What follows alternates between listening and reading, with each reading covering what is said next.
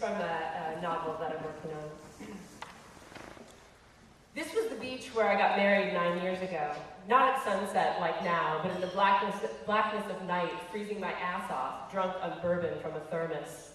For a while I thought I would get married like some people get tattoos, here and there, every once in a while. Some more colorful or significant or regrettable than others, but none that would ever be classified as all-out mistakes.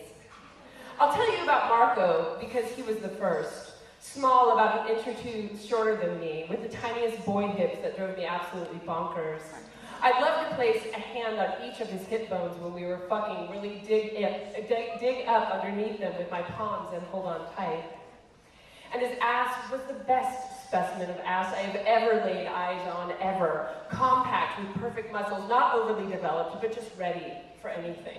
Running from the cops, clambering up billboards, biking to any neighborhood in this up and down city without even bothering to work its famous shortcuts.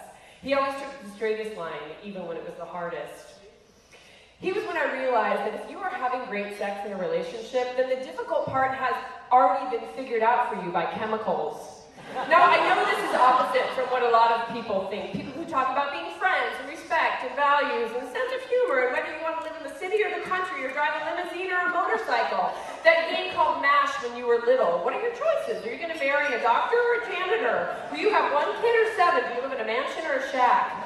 Who fucking cares when you feel like you are high for nearly 2 years straight because you are fucking this person? Now, this is different.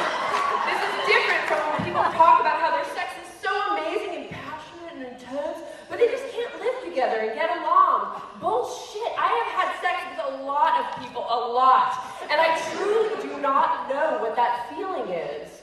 The way I think of it is that if you have raucous, mind-blowing sex with a person, you are definitely getting along with them. You can deal with their weird laugh or their habitual lateness or the way they slip into talking like whoever they're talking to. Homeboys, of course, always, but even New Zealanders and the Swedish.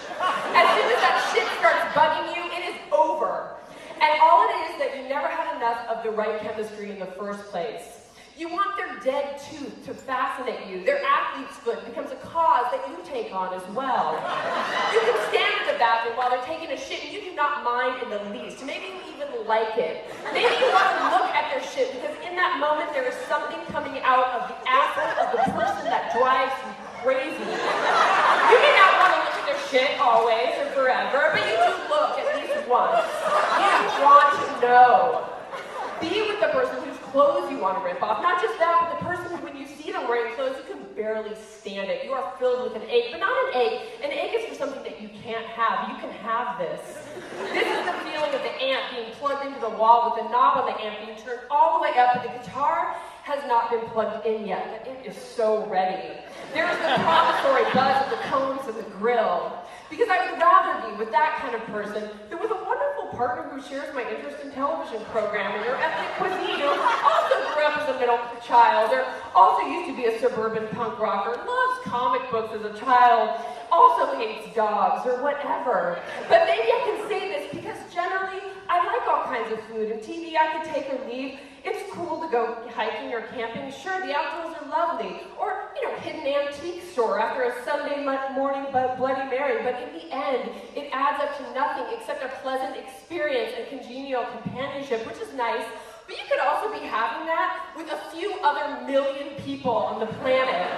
There are infinite combinations of activities that you could do with any single person who walks this earth, but if you are able to take one of those people and collide in absolute nakedness with them, to touch every part of them and reach into everywhere and let them pull you open, you want to keep doing this with them over and over and over, then you have found something that transcends whether they give a shit about the environment, or whether you give a shit about who they voted for, or if they smell like knockwurst, or drive like a granny, or used to masturbate their cat as a teen. As long as they're not overly cruel to you or themselves continually and on purpose, then you should ride this motherfucker out for as long as you can.